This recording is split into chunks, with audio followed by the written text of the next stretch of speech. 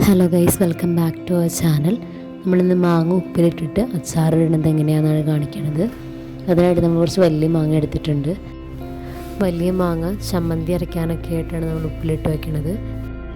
കടുമാങ്ങയാണ് അച്ചാറിടാനായിട്ട് നമ്മൾ ഉപ്പിലിട്ട് വയ്ക്കുന്നത്. ഇത്രയും കടുമാങ്ങ കിട്ടിയിട്ടുണ്ട്. ഏകദേശം ഈ ഒരു വലിപ്പത്തിലൊക്കെ ഉള്ളൊരു മാങ്ങയാണ് കടുമാങ്ങ അച്ചാറിന് വേണ്ടിയിട്ട് നമ്മളിവിടെ ഉപയോഗിക്കുന്നത്. ഇനി നമുക്ക് മാങ്ങയൊക്കെ ഞെട്ടിയിൽ നിന്ന് വേർപ്പെടുത്തിയിട്ട് നന്നായിട്ട് കഴുകി വൃത്തിയാക്കി എടുക്കാം. നമ്മൾ ഉപ്പിലിടാനായിട്ട് എടുക്കുന്ന സമയത്ത് മാങ്ങ നന്നായിട്ട് കഴുകി വൃത്തിയാക്കിയിട്ട് തുടച്ചിട്ടാണ് നമ്മൾ എടുക്കുന്നത്.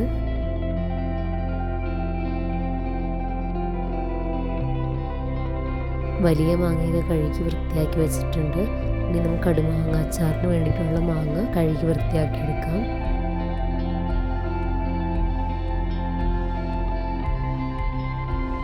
നമ്മൾ മാങ്ങയൊക്കെ കഴുകി വൃത്തിയാക്കി തുടച്ചെടുത്തിട്ടുണ്ട്. ഇനി നമുക്കിത് അച്ചാറിടാനായിട്ട് ഭരണിയിലേക്ക് മാറ്റാം.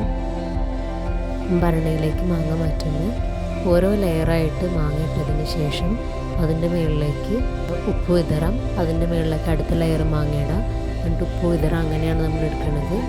നമ്മൾ ഓരോ ലെയറായിട്ട് ഉപ്പിട്ട് കൊടുക്കുന്നത് നന്നായിട്ട് മാങ്ങയിൽ ഉപ്പ് പിടിക്കാൻ വേണ്ടിയിട്ടാണ്.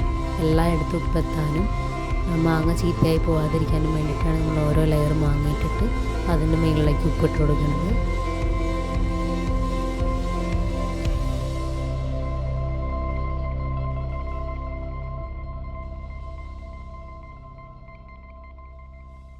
മാങ്ങയെ ഉപ്പിട്ട് ഭരണി നിറച്ചതിന് ശേഷം നമുക്ക് നല്ല വൃത്തിയുള്ളൊരു കോട്ടൺ തുണി വെച്ചിട്ട് നമ്മൾ എടുത്തിരിക്കുന്ന ജാറിൻ്റെ വായ്ഭാഗം മൂടി കൊടുക്കാം.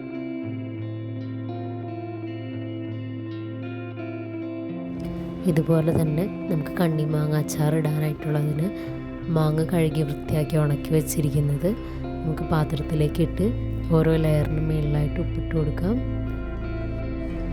കണ്ണിമാങ്ങയും ഉപ്പിട്ട് നിറച്ചതിന് ശേഷം അതിൻ്റെ മുകളിലേക്ക് ഒരു കോട്ടൺ തുണി വെച്ചിട്ട് നമുക്ക് അടച്ചു കൊടുക്കാം.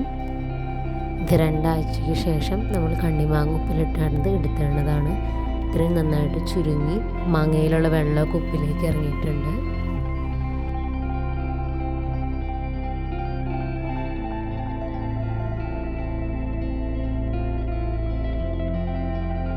ഇനി നമുക്ക് വൃത്തിയുള്ളൊരു കോട്ടൺ തുണി എടുത്തിട്ട് മാങ്ങയിലുള്ള വെള്ളം അരിച്ചു മാറ്റാം.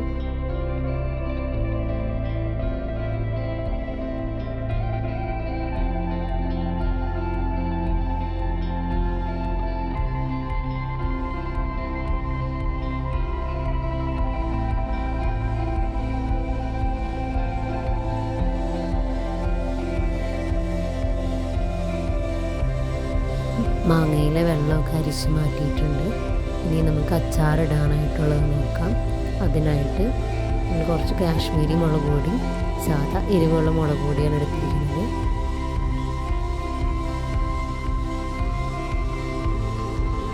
ഇനി നമുക്കിതിലേക്ക് ആവശ്യത്തിന് കടുക് ഉണക്കി പൊടിച്ചെടുത്ത് വെച്ചിരിക്കുന്നത് ചേർത്ത് കൊടുക്കാം. അതിൻ്റെ ഒപ്പം തന്നെ ലേശം ഉലുവ പൊടിച്ചതുകൂടി ചേർത്ത് കൊടുക്കാം. ഉലുവ പൊടിച്ചത് വളരെ കുറച്ച് മാത്രമാണ് ചേർത്ത് കൊടുക്കുന്നത്. ഇനി നമുക്ക് ഈ പൊടികളെല്ലാം കൂടി നന്നായിട്ട് ഇളക്കി യോജിപ്പിച്ച് കൊടുക്കാം.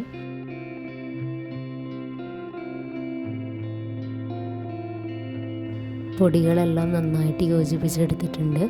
ഇതിലേക്ക് ചൂടാക്കി വെച്ചിരിക്കുന്ന കായം ചേർത്ത് കൊടുക്കാം.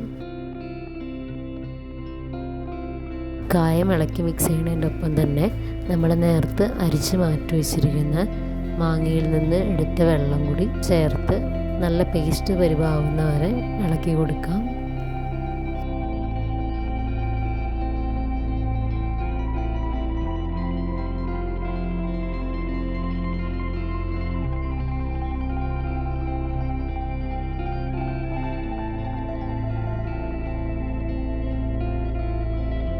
ഈ ഒരു പരിവാകുന്നവരെ വെള്ളം ചേർത്ത് ഇളക്കി കൊടുത്തുകൊണ്ടിരിക്കണം.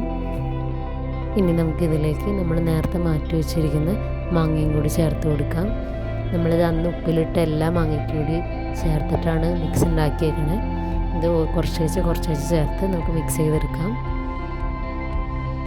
ഇനി നമുക്ക് അച്ചാറിലേക്ക് ഒഴിക്കാനുള്ള എള്ളെണ്ണ ചൂടാക്കിയെടുക്കാം. അതിനായിട്ട് ഒരു ചട്ടി അടുപ്പത്ത് വെച്ചിട്ട് ആവശ്യത്തിന് എള്ളെണ്ണ നമുക്ക് ചേർത്ത് കൊടുക്കാം.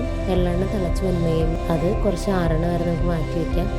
എള്ളെണ്ണയുടെ ചൂട് കുറഞ്ഞു കഴിയുമ്പോൾ നമുക്ക് നമ്മൾ തയ്യാറാക്കി വെച്ചിരിക്കുന്ന അച്ചാറിലേക്ക് ചേർത്ത് കൊടുക്കാം. എള്ളെണ്ണ ചേർത്തതിന് ശേഷം നന്നായിട്ട് ഇളക്കി യോജിപ്പിച്ച് കൊടുക്കാം.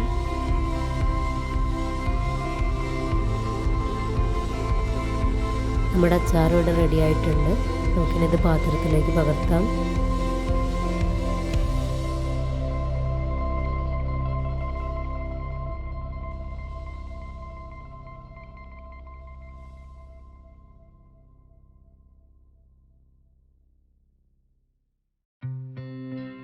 അച്ചാർ പൂപ്പൽ പിടിക്കാതിരിക്കാൻ വേണ്ടിയിട്ട് അച്ചാറിൻ്റെ മുകളിലായിട്ട് എള്ളെണ്ണയിൽ മുക്കിയൊരു കോട്ടൺ തുണി ഇട്ട് കൊടുക്കുന്നുണ്ട്.